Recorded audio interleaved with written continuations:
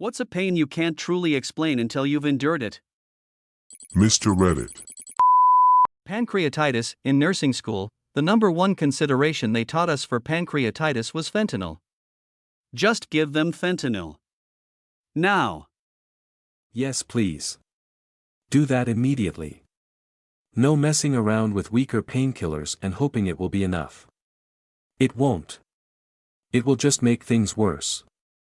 Developed chronic pain because doctors tried giving me metamizole and then pyritramide.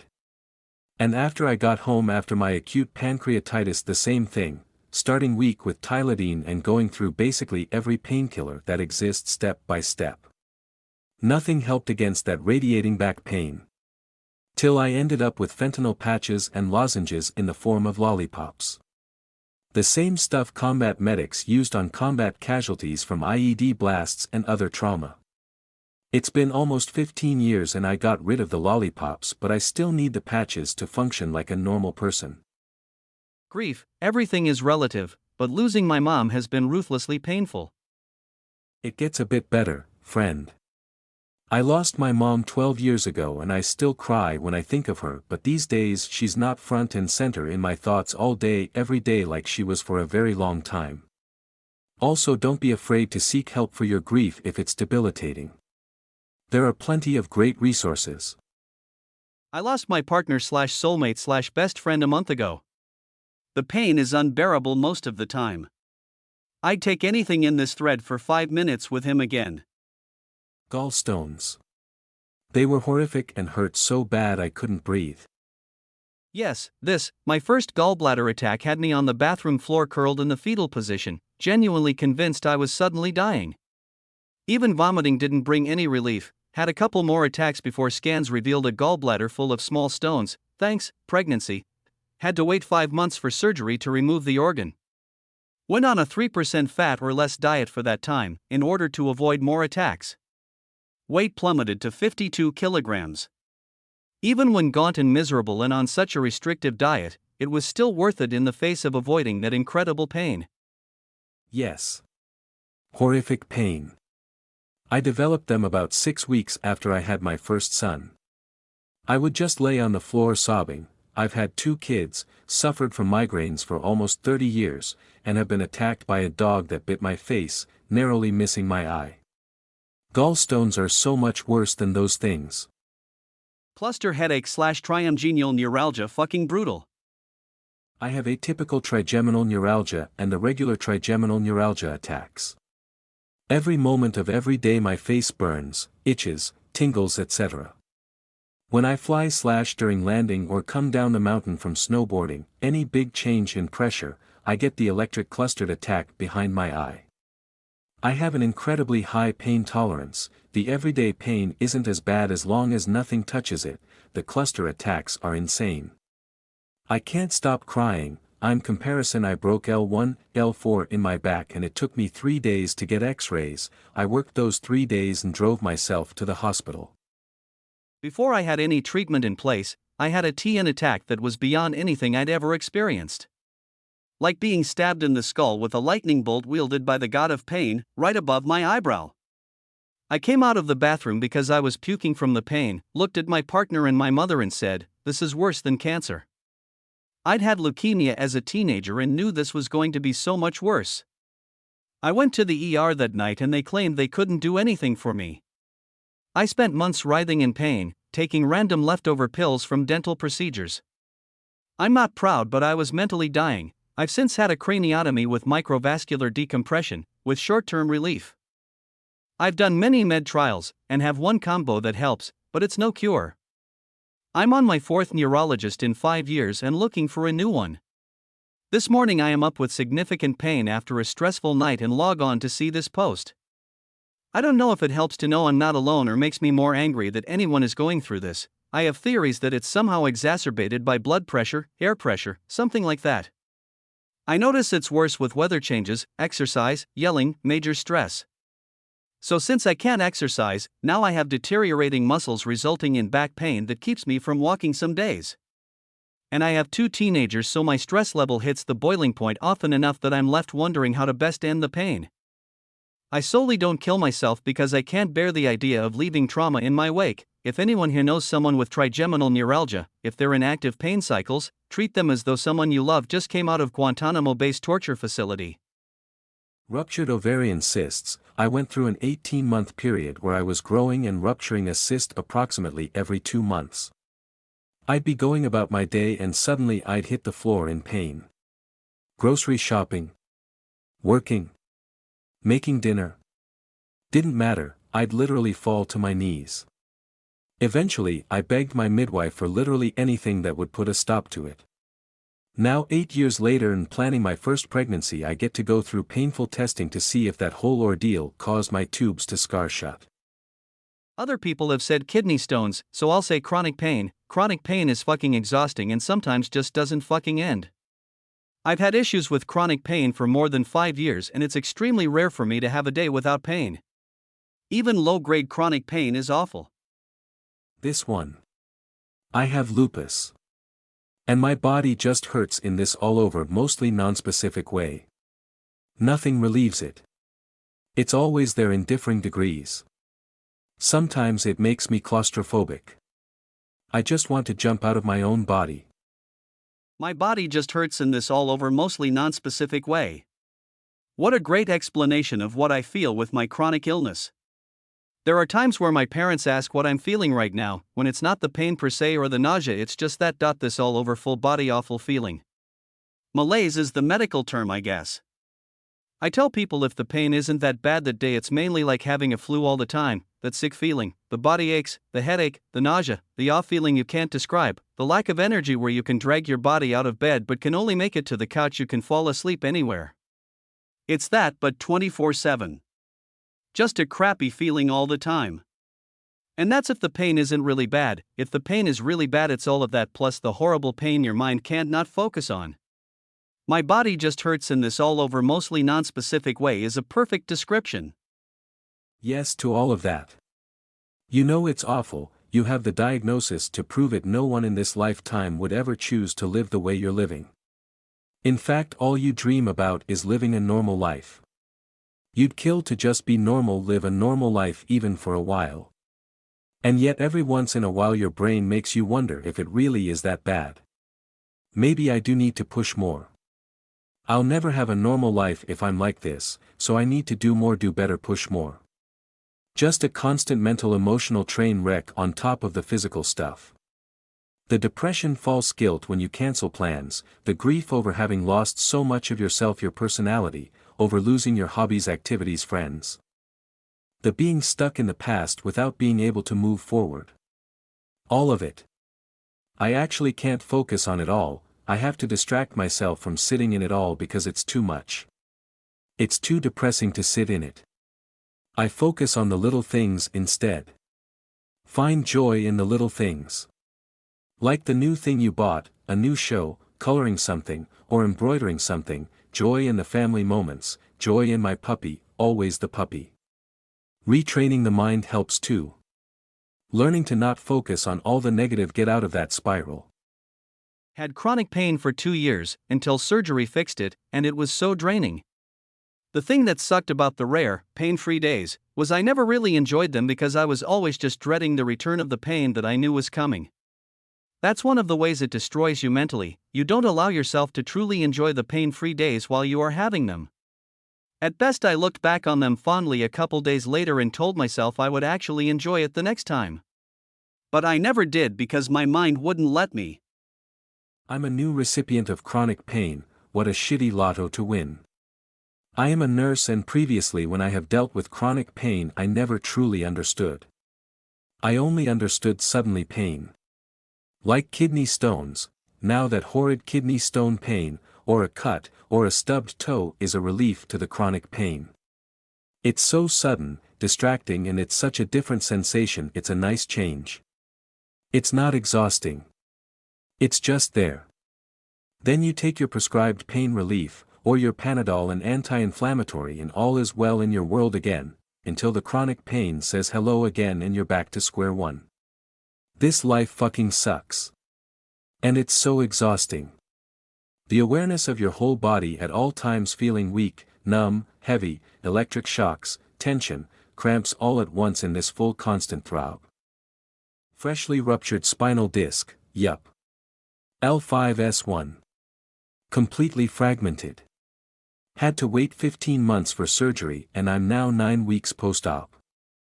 Herniations in general are just absolutely brutal. 6 to 9 months of agony, and nothing anyone medical could do about it. I still have nerve damage in my ankle, and it's been feeling mostly better for about a year now. But the sleepless nights and the sewer slide talks and the muscle spasms and the feeling of boiling hot oil being poured from hip to toe, and so much else, shudder. Last winter while skiing I got a squishy disc mid-run, not doing anything extreme, just turning. All be damns I knew what was going on, picked myself up and skied the 3-mile catwalk back to the base. I could only take about 6-inch steps, just barely was able to get my ski boots off to drive home. I laid there for 2 days, called out of work, nothing felt better. At night trying to sleep, any time my legs didn't move with my torso I would wake up and give a little scream because the pain was so bad. For about 3 weeks, the pain of walking was immense, standing, sitting, laying down, etc. It wasn't until about 4 weeks that I could walk with minimal pain. 6 months later I am finally able to walk again without pain. Having a migraine, can't even describe the pain, just feels like your whole head is throbbing. People who don't get migraines just really can't understand it. I had people confused why I couldn't have gone into work, like sometimes the pain is so bad I literally lose vision. Too many people out there with bad headaches saying how they have a migraine. Nah man, you don't understand. My oral migraines start with a speck of blurred vision escalating to tunnel vision, then numb hands and face. Once you get past that and realizing you're not having a stroke, then the pain kicks in. It's not an hour, not 2, but just however long until you finally fall asleep with ice packs surrounding your head. It's an all-day ordeal, and then the next day your head feels like it's been through a 24-hour gym session. It's awful and I'm lucky it only happens maybe once every other year. Edit. Forgot to add the vomiting happens towards the end. Doesn't it all sound fun, for those who are curious? My quick way of finding some relief or at least making it better is the moment I feel one coming on I chug a Red Bull, pop 2 ibuprofen or your choice in aspirin. Wait a few minutes and then let the back of my head/neck sit under ice-cold shower water. This usually stops the migraine from progressing, but it doesn't make it go away entirely. My migraines make me physically sick, hot/cold flashes, nausea, insane light sensitivity, rarely, but it has happened where I lose vision, etc. What's weird is throwing up actually helps mine. It hurts a lot in the process, the all-around throbbing sensation combined with coughing/sneezing/throwing up. But a few hours after I finally puke damp cool wash rag, the migraine finally starts pulling away at it. The going to bed with one and waking up with it raging is how mine nearly always start too. Go to bed with a normalish headache, then wake up to a full-on migraine. Gallbladder attack, 6 hours of excruciating pain lying on floor, tears rolling, and nothing helping it. I legitimately thought I was having a heart attack and dying the first time. Went to the ER and sat there in pain for 12 hours in the waiting room. By the time I was seen it had passed, last attack before emergency surgery, got taken back right away and given morphine, did not help.